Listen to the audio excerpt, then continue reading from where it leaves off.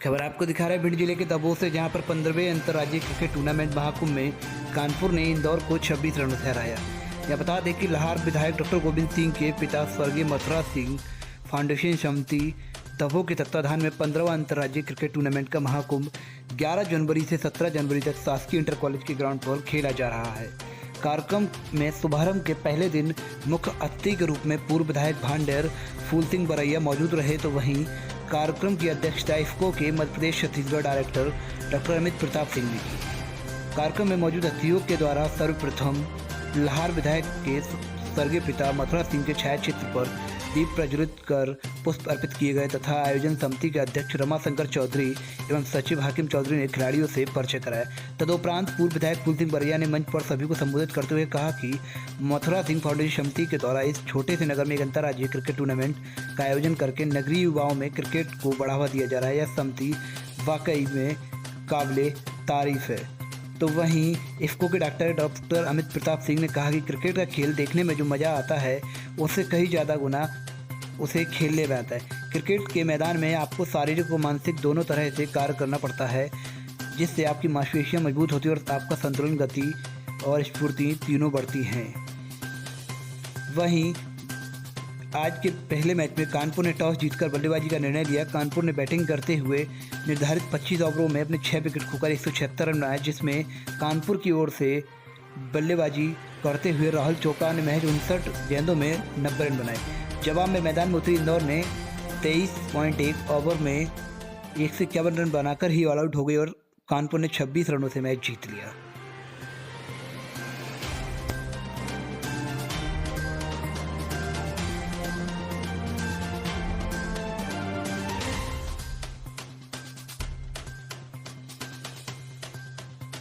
अगली गेंद पट्टी हुई गेंद थी, आगे आकर इसे धकेल दिया शॉर्ट कवर की दिशा में बगैर कोई रन के लिए और फील्डरों के माध्यम। एक अच्छा खेल है क्रिकेट। अभी भारत का ये खेल सबसे उम्दा खेल है।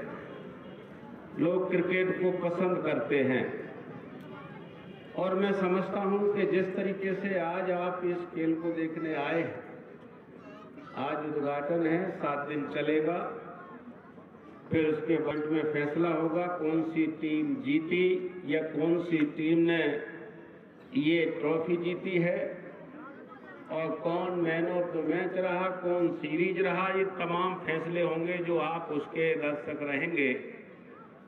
मैं इस मौके पर ये कहना चाहता हूं कि इससे बहुत ही ज़्यादा स्नेह और भाईचारा बढ़ता है। सभी जब बैठ करके देखते हैं इस मैच को तो हम सभी में एक रूपता पैदा होती है, भाईचारा बढ़ता है और इसी प्रकार का आपका स्नेह और प्रेम इस क्षेत्र के और इस टीम के प्रति या इस मैदान के प्रति या क्रिकेट के प्रति आपका अगर लगाव रहा तो बहुत ही जल्दी मैं समझता हूं कि अगर इसी बार सरकार अगर बन गई होती कांग्रेस पार्टी की तो हो सकता है यहाँ एक स्टेडियम की शुरुआत भी हो सकती थी। और यही जो दर्शक हैं अगर ये स्टेडियम में देखें तो इनको कई घंटों तक देखने का और रेस्ट भी मिलता है। अब खड़े खड़े देखने में उससे थोड़ी दिक्कत होती है, आप भी समझते हैं, हम भी समझते हैं। नहीं तो क्रिकेट अगर स्टेडियम में देखा जाए तो निश्चित रूप से आप काफी समय तक देख भी सकते हैं और आराम से बैठ भी सकते हैं।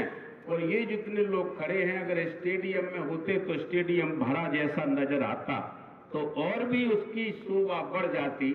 इसलिए मैं इस मौके पर यही कहूंगा कि डॉक्टर गोविंद सिंह जी जो बहुत ही इस खेल के प्रति मैं आज कहूंगा कि वो आज मौजूद नहीं है, भोपाल में है, वो अगर उनको साथ मिलता रहा, आपने अगर सहयोग दिया तो निकट भविष्य में वो काम भी स्टेडियम का पूरा हो जाएगा।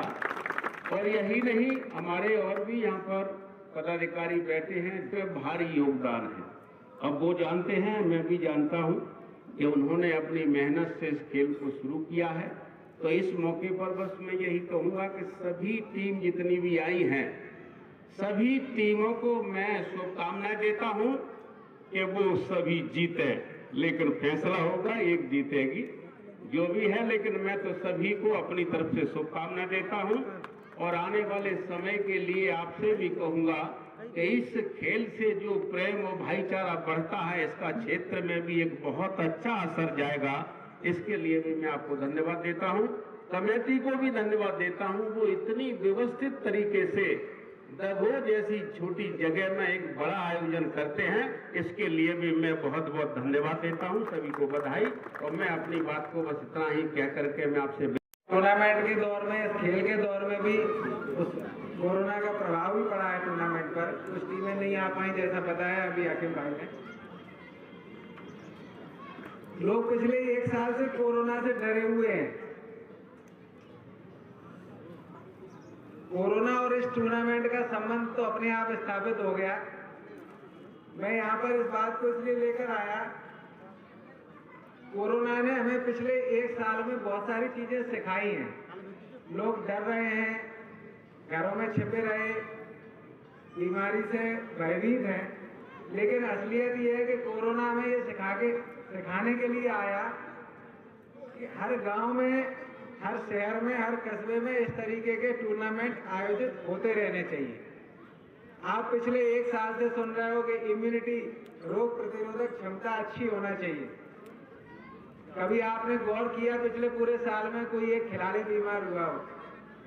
अगर इन्फेक्शन हुआ भी होगा तो उसका कुछ बिगड़ा नहीं। हम प्रकृति से जितनी छेड़खानी कर रहे हैं, उसका नतीजा ही कोरोना है।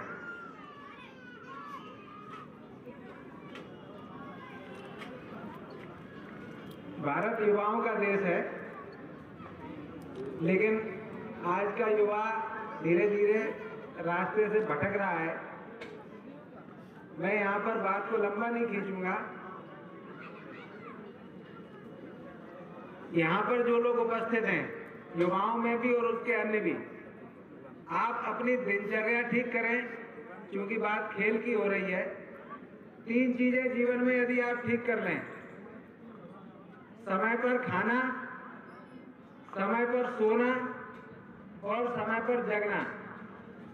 मैं एक बार फिर से कहूंगा, समय पर सोना, समय पर जागना और समय पर खाना। यदि ये केवल 3 चीजें ठीक कर लेंगे तो बहुत सारी समस्याओं से, जीवन की बीमारियों से, परेशानियों से आप अपने आप बच जाएंगे। आज भी आप डॉक्टर के पास जाते हो, जो तबीयत जब खराब होती तो डॉक्टर सबसे पहले यही कहता है कि सुबह घूमना शुरू करो। सबसे पहले पूछता है क्या खाया था, लेकिन हम लोग दवाई पर तो ध्यान देते हैं, इस पर ध्यान नहीं देते। ये समय की जरूरत है। यदि हम स्वस्थ जीवन चाहते हैं, सचिन तेंदुलकर जी राज्यसभा में सांसद थे, या शायद अभी भी हो, पता नहीं, उन्होंने एक राज्यसभा के लिए भाषण तैयार किया था। उन्होंने देश में युवाओं के लिए, बच्चों के लिए खेल के अधिकार की बात की थी। जैसे संविधान में अन्य अधिकार दिए गए भारत के नागरिक को, उसी तरीके से खेल के अधिकार की बात की थी, राइट टू प्ले।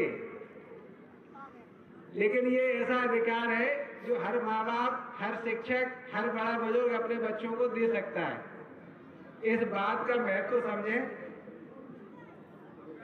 और अपनी शारीरिक गतिविधियों को भी उतना ही समय देना शुरू करें जितना समय हम जीवन में अन्य चीजों को देते हैं।